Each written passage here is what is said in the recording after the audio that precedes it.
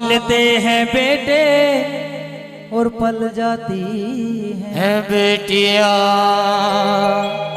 के पढ़ाते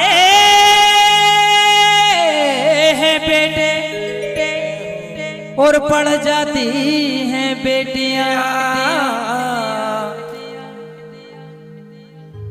उड़ाते हैं बेटे और उड़ जाती हैं बेटियां। हकीकत है, ये सच्चाई है। अगर दो बच्चों के जन्म एक साथ हुए हो, बेटा और बेटी का, ऐसे टाइम पे खुशक किया करो।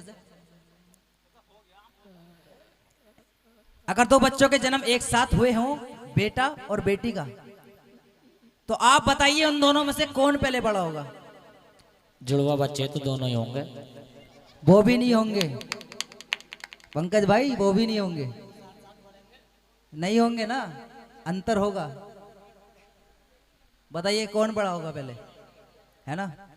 चाह किसकी होती है? बेटे होगी। बोल सच्चे दरबार की। आइएगा, आजकल आपने अखबारों में, समाचारों में अक्सर ये बात हो गया अब सुन लो। अक्सर ये बात आपने सुनी होगी, पढ़ी होगी कि आज किसी बेटी की लाश किसी चौराहे पे पड़ी है, या आज किसी बहू ने आत्महत्या कर ली, या आज किसी बहू ने जहर खा लिया। लेकिन इन सबके पीछे जो सबसे बड़ा कारण है, वो कारण किस चीज का है? कोई बता सकता है?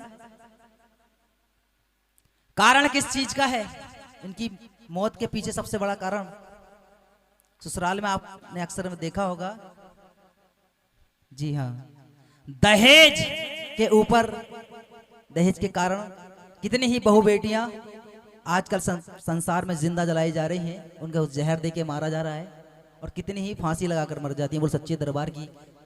इसका सबसे बड़ा कारण है दहेज, जिसको इंग्लिश में बोलते हैं डोवरी।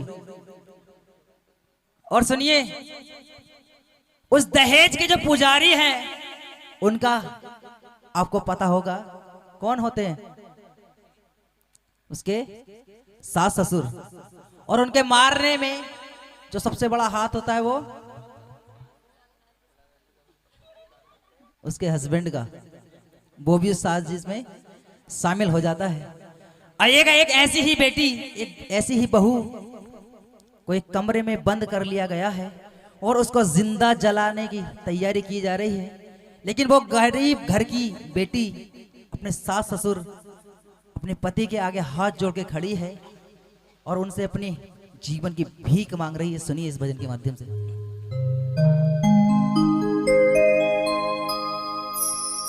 के लाए थे मुझको साजन तुम ही पसंद करके, अब आग मत लगाओ, अब आग मत लगाओ, कमरे में बंद करके। ये बड़ा ही प्यारा भजन है, सुनिए इसे।